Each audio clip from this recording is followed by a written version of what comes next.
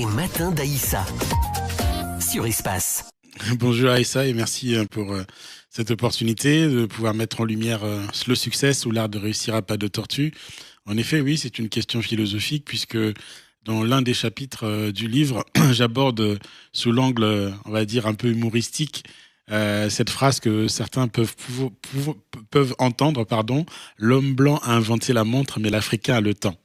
Donc déjà, on peut philosopher à partir de cette phrase qui nous montre qu'en fait, aujourd'hui, lorsqu'on est en Afrique, on aime bien en fait passer du temps avec ses amis et la notion d'heure a très peu d'importance. Ce qu'on privilégie, c'est le moment en fait qu'on vit et non pas le fait d'arriver à 8h05 ou à 8h02 ou à 8h30. Mais ça ne veut pas dire qu'on est irrespectueux, ça veut dire qu'on profite du temps qu'on a avec la personne qui est en face de nous pour passer à l'instant suivant. Donc en effet, oui, ça amène aussi de la philosophie. Et lorsque dans votre cas, le mien également, on a des origines africaines et qu'on vit, qu'on a grandi, qu'on a évolué en Europe, où est-ce qu'on se situe entre les deux?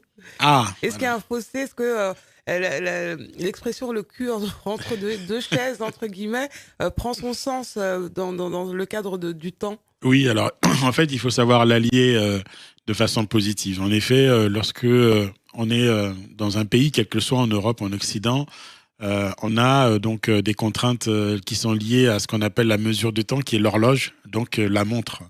Et par rapport à ça, lorsqu'on doit honorer des rendez-vous, en effet, il est important, un entretien par exemple, ne serait-ce que lorsqu'on invite quelqu'un, pouvoir honorer le fait d'être à l'heure, c'est super. Et dans un autre temps, dans une autre façon, j'allais dire d'une autre manière, le fait de parfois ne pas honorer le temps, soit c'est dû au fait on s'est pas organisé pour, j'allais dire ça comme ça de manière très positive pour pouvoir arriver à l'heure. Mais en effet, oui, c'est quand même un mix à avoir et respecter la personne quand même à qui on date, à qui on fait face ou avec laquelle on a rendez-vous. D'où le décalage qu'on peut avoir souvent lorsque l'on retourne au pays. Pour des vacances, par exemple, souvent on est repéré en disant lui, ça se voit qu'il vient pas d'ici, il marche trop vite. Exactement. Alors il marche trop vite ou parfois il essaye de faire comme les autres en épousant justement le rythme local et ne plus se soucier du temps et vivre les moments présents. Alors, on parlait de philosophie tout à l'heure et cette notion de temps. Albert Einstein donc, a introduit, vous dites, une idée révolutionnaire à propos du temps. Pourquoi c'était important également de parler de ces penseurs, de ces philosophes qui ont justement fouillé cette question du temps? Alors, c'était important pour moi, en fait, dans le livre, lorsqu'on parle de notion de succès, bien entendu, aujourd'hui, il y a cet élément de vitesse. Je deviens milliardaire très vite ou millionnaire très vite, peu importe le seuil. Et pour moi, c'était important de réfléchir sur la notion de temps d'une façon scientifique. Ouais. Je vous laisserai le découvrir dans le livre, mais en synthèse, je peux vous dire que donc en ayant observé deux scientifiques qui sont Einstein et Hawking, il y en a un qui va nous parler du temps qui est relatif et l'autre qui va nous parler du temps qui est concentré. Et ce qui montre bien au départ qu'on a deux approches complètement différentes. Ouais. Et ce qui me permet de descendre après ce que je disais tout à l'heure sur cette fameuse mesure qui est définie par un sociologue qui est Bergson, lui qui va regarder l'horloge et qui va nous parler du temps objectif et du temps relatif que l'on peut ensuite appliquer à des entrepreneurs, où justement on en riait tout à l'heure, mais c'était par rapport à l'exactitude, le fait d'arriver à telle heure ou telle autre. Mais c'est important de savoir que des scientifiques ont déjà réfléchi sur cette notion de dilatation du temps. Ouais. Et aussi pour montrer que c'est quelque chose qui est aujourd'hui existant. Et quand on le voit même du côté spirituel, parce que j'aborde aussi cette notion pour montrer que quand je fais référence à la création du monde avec le livre de la Genèse, on voit bien que Dieu, il crée le monde en 6 jours, il se repose le 7e jour. Ouais. Et il y a le roi David qui dit comme ça, 1 jour dans sa présence est comme 1000 jours. Donc c'est pour montrer aussi que le fait que lorsqu'on est en présence de quelqu'un qu'on aime bien ou quelqu'un le temps n'a plus de comment on appelle ça, de mesure, et on veut vivre le moment présent. Et après il y a aussi bien sûr le roi Salomon qui va nous dire qu'il y a un temps pour tout. Un temps pour rire, un temps pour pleurer, un temps pour récolter, un temps pour semer. Donc, qui nous montre bien qu'il y a des phases, il y a des étapes et il y a des moments différents. Donc, c'est pour moi, il était important de passer par cette notion, montrer que des scientifiques ont réfléchi, qu'on a des sociologues et des philosophes qui ont réfléchi, que la religion aussi en parle, et que après, dans la civilisation, comme vous l'avez abordé tout à l'heure, chaque civilisation a une notion du temps qui est complètement différente. Donc, c'est pour ça qu'on ne peut pas juger les gens tout simplement. Vous voyez, parce qu'ils sont de l'extérieur, il faut les connaître. Il faut savoir d'où ils viennent pour mieux apprécier en fait qui ils sont et comment ils appréhendent le temps. Et après, on peut en effet voir si en fait quelle est la notion au succès qu'ils attachent, quoi. Alors justement, le message principal du livre se focalise sur la notion du temps en ce qui concerne la réussite, le succès, la réalisation, on va dire, puisque chacun pourra donner une définition de réussite. Alors vous remettez en question la vision dominante de la réussite rapide et immédiate en valorisant plutôt la patience, la persévérance, la construction progressive et plutôt une vision à long terme. Pourquoi ? Alors aujourd'hui, tout comme vous, je pense que vous êtes frappé par toutes les communications que vous pouvez voir sur les réseaux sociaux d'influenceurs, on va dire ça comme ça. Aujourd'hui, ça s'appelle des créateurs de contenu. Donc, des TikTokers, des YouTubeurs, je vais résumer cela comme ça. Et moi, j'ai des enfants. Quand ils voient ça, vous pouvez être riche en une semaine, millionnaire en 3 semaines. Enfin, en gros, plein de raccourcis pour nous montrer que le succès est rapide. Sauf que Aïssa, vous comme moi, on a un peu de bouteille. On sait que ce qui nous qualifie, c'est le travail. Et ça demande du temps. Et c'est pour ça que ça a été important pour moi de... telle cette fable, le lièvre et la tortue, qui m'a amené donc à mettre la tortue en avant. On peut imaginer que le lièvre va très vite. Mais non, à la fin, c'est la tortue qui gagne. Ouais. Donc, cette fable a été écrite il y a très longtemps. Et pour moi, c'est toujours d'actualité. Et c'est pour ça qu'il a été important pour moi de faire un peu comme un pied de nez à ce temps où tout va très vite aujourd'hui avec l'hyperconnectivité, l'IA, où si je vous envoie un SMS, si vous ne me répondez pas dans les 5 secondes, je pensais que vous êtes morte. Donc, c'est simplement faire une pause, à un moment donné, reconsidérer la notion du temps et du succès pour permettre à chacun, en fait, de pouvoir l'appréhender à son propre rythme. Alors, quelles ont justement été les étapes clés ou les moments décisifs qui ont façonné votre vision de la réussite et de la persévérance ?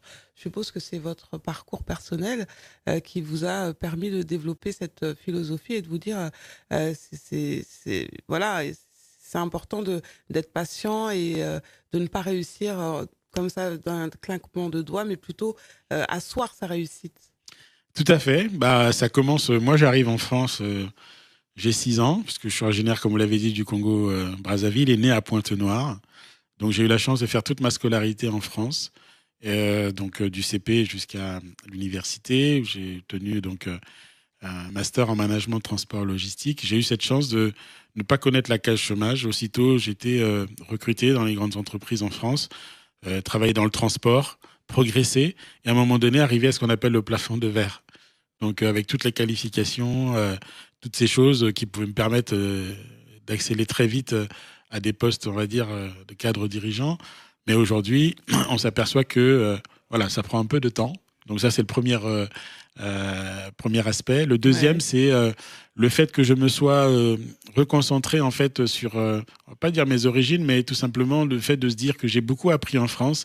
Et ben ce que j'avais appris, comment pouvoir le redonner à mon pays d'origine dans un premier temps et au continent. Et c'est là où donc j'ai créé l'association ADRNS, qui veut dire Association de développement des relations Nord-Sud, avec cette vision en 2017 de mettre en place ce qu'on appelle une African Valley. Et par rapport à ça, suite à mon premier diplôme donc en 2000, et là on était en 2017, j'ai trouvé utile de repartir sur les bancs de l'école, donc à l'ESSEC, et de faire ma thèse sur ce projet, qui est la mise en place donc en fait d'un incubateur, ou plutôt on va dire d'un espace où on va pouvoir rassembler toutes les personnes qui ont une affinité ou des intérêts pour le développement du continent africain. Et donc, en fait, l'African Valley fait écho à la Silicon Valley, mais uniquement sur l'écho, pas sur ce qui se passe. Et l'idée, c'était de pouvoir avoir là un lieu en fait, où on célèbre la réussite, la culture et aussi l'intelligence africaine, pour pouvoir y trouver en fait toutes les réponses pour pouvoir accompagner nos frères qui sont restés sur le continent. Et quand bien même ayant fait l'ESSEC et ayant fait cette thèse-là, on se rend compte que c'est pas facile. Donc, si j'avais fait peut-être une African Valley sur l'Asie ou les États-Unis, ça serait déjà peut-être aujourd'hui. Et donc, par rapport à ces réalités, j'ai compris qu'il fallait user de temps. Et c'est un peu ce message au travers du livre qui veut encourager chaque entrepreneur, chaque porteur de projet à considérer que quand vous avez une idée, même si vous voyez que cette matérialisation n'arrive pas tout de suite, faites preuve de temps. Et c'est ce message que je tiens à porter. Vous verrez qu'à la fin du dernier chapitre, j'aborderai cette notion d'African Valley pour vous montrer qu'ensemble, je pense que dans quelques années, c'est ensemble qu'on le fera, mais c'est pas moi, le lièvre Dimitri, qui va le faire, mais c'est la tortue avec toute la composante de la diaspora qui pourra la faire. Est-ce que ça veut dire aussi qu'au fil du temps, au fil des rencontres, au fil des expériences, au fil de la vie, le fait de s'ancrer, de prendre, parce que ça prend des années pour déjà apprendre à se connaître, apprendre à connaître l'autre, apprendre on va dire, être un petit peu plus serein, parce que quand on est jeune, voilà, on veut aller vite dans tous les sens, on n'a pas trop d'expérience de la vie. Est-ce que ça veut dire aussi que pour pouvoir asseoir son succès et le pérenniser, il est important justement de vivre toutes ces expériences pour pouvoir arriver à cela? Alors, il y en a qui vous diront oui, d'autres qui vous diront non. Donc, en gros, je vais essayer de me situer entre les deux. Donc, tout simplement pour aussi encourager les personnes à lire le livre, puisque certains vont peut-être me découvrir sur un aspect que je ne mets pas forcément sur les réseaux sociaux, sur le côté spirituel. En effet, je pense que chaque personne est composée d'une âme, d'un esprit et d'un corps. Et pour justement avoir cette profondeur, au-delà de la philosophie, moi, je suis, on va dire, un croyant. Et ça m'a beaucoup aidé justement à pouvoir avoir ce côté de détachement, Ouais. de prise de recul, on va dire ça comme ça. Comme j'aime à dire, j'ai les pieds sur terre mais la tête au ciel, avec cette réalité concrète qui est face à nous, mais comment en fait aussi amener une certaine distance, parce que je sais que à partir du moment où je suis dans une démarche, je vais user de temps, je vais user comment on va dire ça, d'abnégation, Ouais. mais aussi, à un moment donné, il y a ce qu'on appelle le rendez-vous, le kairos. Est-ce qu'on est aligné avec le ciel ou pas par rapport à ce qu'on souhaite faire? Donc, je pense que quand tout est aligné, je pense que oui, ça peut aller très vite, mais d'autres moments, ça peut prendre du temps. C'est pour cela que c'était important je pense, d'encourager chacun à revenir aussi sur ce côté spirituel pour pouvoir justement mieux appréhender cette prise de recul et se dire que la réussite ne se fait pas tout seul. Et donc, du coup, votre propos va un peu à contresens de l'époque, hein, vous le disiez tout à l'heure. Comment est perçu votre propos quand on découvre votre livre, quand on vous découvre à travers vos publications ou lors d'événements où vous participez? Quels sont les retours? Qu'est-ce qu'on vous dit? Alors en fait, moi quand je présente le livre, parce qu'à chaque fois que les personnes passent devant mon stand, parce que c'est de l'auto-édition, pour les accrocher rapidement, j'aime toujours à dire que c'est un livre qui invite à faire une pause dans un temps où tout va très vite, Ouais. et que même à petits pas, le mouvement est toujours une progression. Et beaucoup de gens se retrouvent par rapport à ça, et parfois même juste en voyant la tortue qui est sur la couverture du livre, ça les intrigue, et ils viennent me poser la question, mais c'est quoi? Et donc c'est là où on peut engager une conversation, mais tout simplement non, pour dire que aujourd'hui, oui, l'encouragement que moi je souhaite vraiment donner à chacun, c'est de reconsidérer les rythmes vraiment selon soi, parce que chacun peut avoir des pressions sociales, hein. La réussite se définit de différentes manières. Ouais. Pour certains, ça va être de réussir son diplôme, trouver un Couple, mari, exactement, avoir des enfants. Et puis, donc après, il peut avoir des pressions externes. Et parfois, on n'est pas forcément prêt. Et quand on cède à ces pressions, soit on fait des bêtises, ou soit ça peut réussir, mais dans la majorité des cas, on fait des bêtises sur le temps. Et donc, c'est pour cela que voilà, c'est juste une invitation à faire une pause.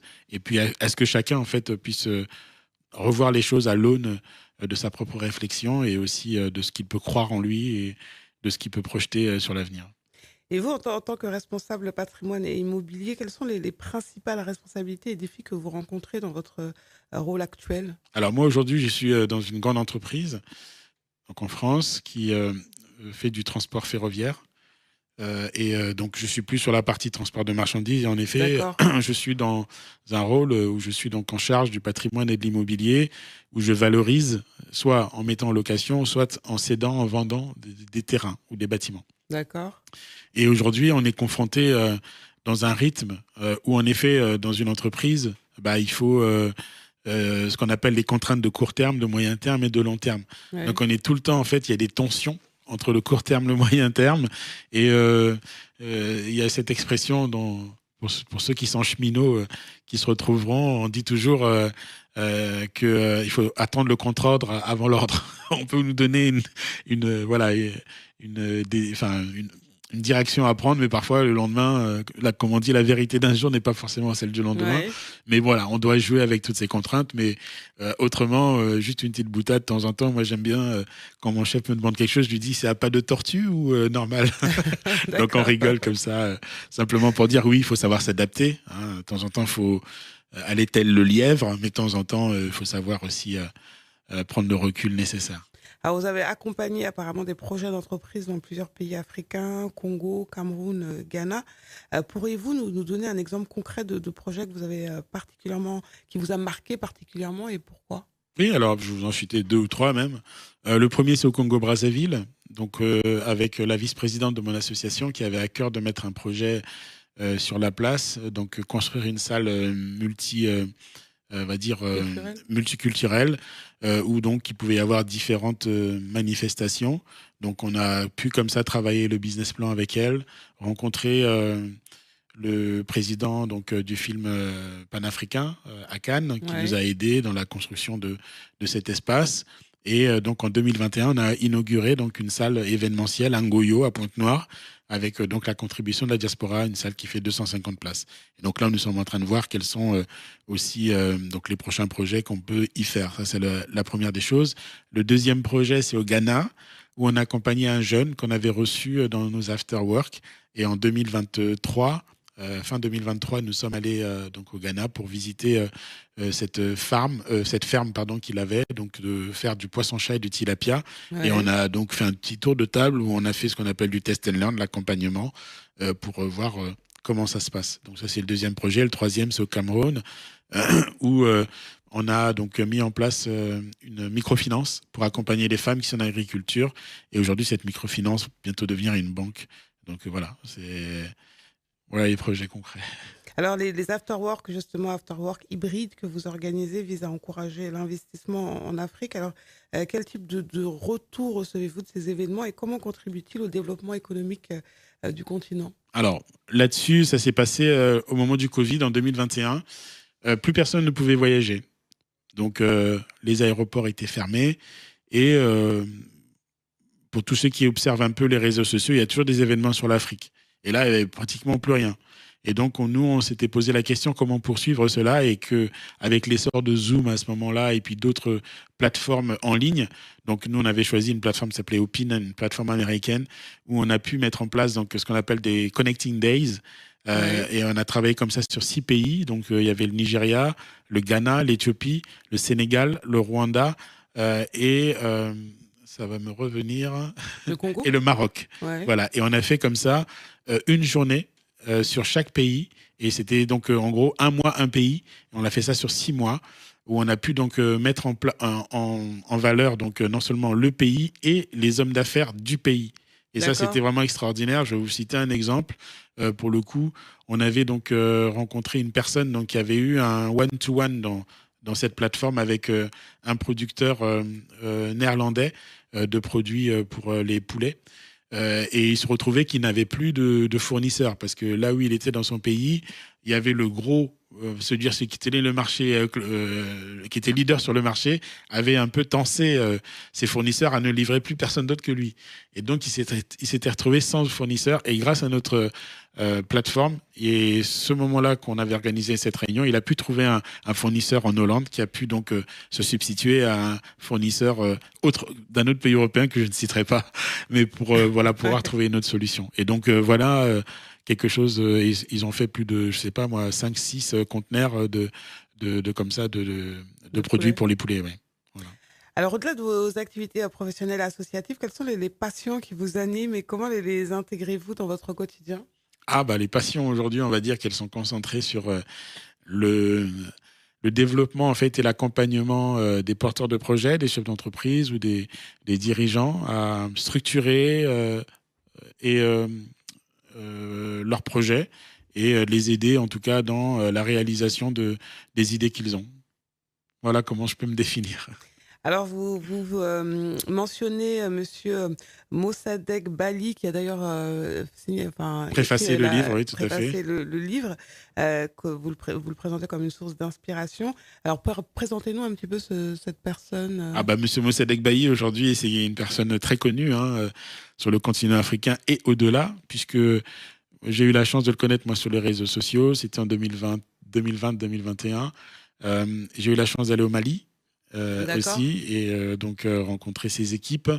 Et on a depuis gardé des relations. Et lorsque j'ai écrit le livre, j'ai pensé tout de suite à lui parce qu'il y a une phrase qu'il aime à dire. Ça fait plus de 40 ans qu'il est dans les affaires, mais ça fait depuis 4 ou 5 ans que les gens parlent de lui. Ouais. Et ce qui est formidable, c'est que quand il a créé son groupe hôtelier, tous les gains qu'il faisait au départ, il les réinvestissait au développement de ces hôtels.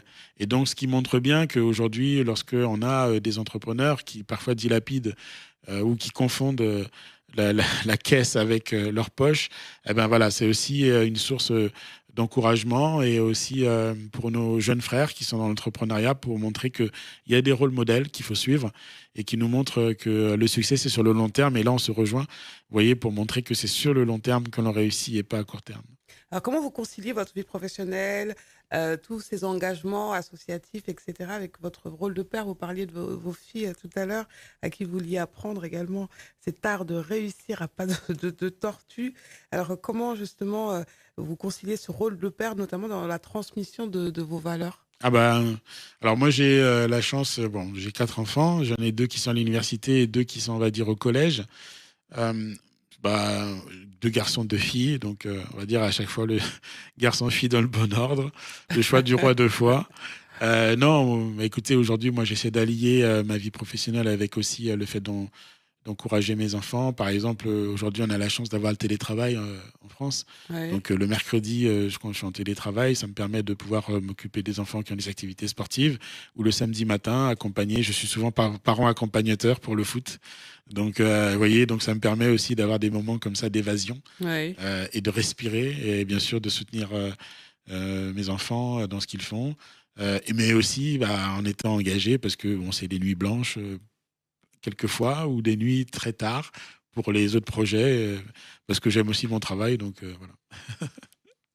Alors, vous nous racontez un peu votre parcours, votre trajectoire. Vous êtes né donc à Pointe-Noire, oui, c'est ça? C'est ça. Racontez-nous un peu votre parcours. Alors oui, donc mon parcours, je suis donc né à Pointe-Noire en 1976. Donc moi, ma mère, elle m'a eu très jeune. Et mon père, donc, ils se sont connus quand ils étaient à l'école. Et quand lui, mon père, a décidé de venir en France, c'est en 82. Donc, je suis arrivé à Paris. J'avais donc 5 ans et demi. Donc, je rentrais au CP. Et donc, voilà, depuis, j'ai fait Paris, La Courneuve, Grigny. Donc pour tous ceux qui ont traversé ces villes, un petit clin d'œil. Et quand je sais qu'il y a un politicien ou voire un grand écrivain qui disait est-ce qu'il peut sortir quelque chose de bon de Grigny, je vais lui dire que oui, voilà, il peut sortir des bonnes choses de Grigny. C'est vrai que le 9-3, le 93, un peu voilà, souvent, donc on connaît. Et ça forge aussi un caractère, hein, parce que le fait d'être dans ces... on va dire dans ces quartiers-là, dans ces territoires-là, ça façonne une personnalité. Et aussi se rendre compte que pour les défis qu'on peut avoir plus tard, ça crée aussi une certaine résilience. Et donc c'est pour cela que dans, on va dire, le modèle qui est le modèle français de la réussite par l'école, c'est la seule chose où on pouvait se dire c'est par là qu'on pouvait voir le bout de la lumière, quoi, le bout du tunnel, pardon. Et donc c'est comme ça que après avoir traversé ces villes-là, on s'est accroché sur les bancs de l'école pour essayer d'avoir les meilleurs diplômes pour pouvoir entreprendre dans soit donc le travail, parce que c'est quand même ça qui est important. Et une fois que moi j'ai obtenu mon premier travail, donc après j'ai pu acquérir un appartement et Excusez-moi. Et donc fonder des familles et donc de fil en aiguille. Donc ça fait 25 ans que je suis en entreprise maintenant et en même temps, donc je concilie mes activités d'associatives et j'ai aussi comment on appelle ça, j'investis dans certaines entreprises. D'accord. Et j'ai eu une expérience entrepreneuriale au Congo aussi. Mais voilà, donc tout ça qui forme un peu la personne que je suis et qui permet voilà, d'encourager chacun à se dire que là où on a pu faire des bêtises dans mon parcours, je n'ai pas tout réussi. Et c'est là où je reviens avec cette proposition de dire que c'est ensemble, en tout cas qu'on peut faire des choses en Afrique, pas tout seul. C'est cette, en tout cas, expérience que je mets au sein de ADRNS et aussi au travers de ce que j'essaye de montrer dans le livre. Alors justement, qu'est-ce que vous voulez qu'on retienne du livre? Quel est le dernier message que vous avez envie de passer aux téléspectateurs qui nous suivent ce matin dans les matins d'Aïssa? Alors le dernier message ou l'un des messages que je voudrais passer, c'est qu'aujourd'hui on pense qu'il est difficile de travailler avec, on va dire, toutes les personnes qui sont du continent africain. J'aimerais rappeler que le continent africain, c'est 54 pays. Il y a de la place pour tout le monde. Il faut qu'on arrive à trouver aujourd'hui des voies et moyens, en tout cas, pour être des partenaires et voir que le développement du continent sur place, ils ne nous attendent pas forcément. Mais si nous arrivons avec des propositions de valeurs, avec des valeurs qui sont du partage et aussi un sentiment tout simplement d'accompagner un développement que nous souhaitons de nos pays premièrement, mais de l'Afrique. Excusez-moi. Chacun sa musique. Voilà, okay, de l'Afrique avant tout. Je pense qu'on sera beaucoup plus fort si on arrive à se mettre ensemble. Et c'est pour ça qu'au travers de l'African Valley, je forme ce vœu de pouvoir rassembler des personnes qui ont donc des intérêts et des affinités pour voir le continent se développer. Et j'aime beaucoup cette phrase de Kwame Nkrumah qui dit que je ne suis pas africain parce que je suis né en Afrique, mais je suis africain parce que l'Afrique habite en moi. Donc c'est pour ça que tout le monde a sa place, pour autant qu'ils veulent en tout cas développer son pays d'abord, mais l'Afrique avant tout. Merci beaucoup d'être venu nous parler de cette belle philosophie de la réussite, slow succès, l'art de réussir à pas de tortue de Dimitri Mfumu Titi. Merci d'être venu nous raconter votre histoire inspirante. On vous souhaite bon vent et puis à bientôt. Merci.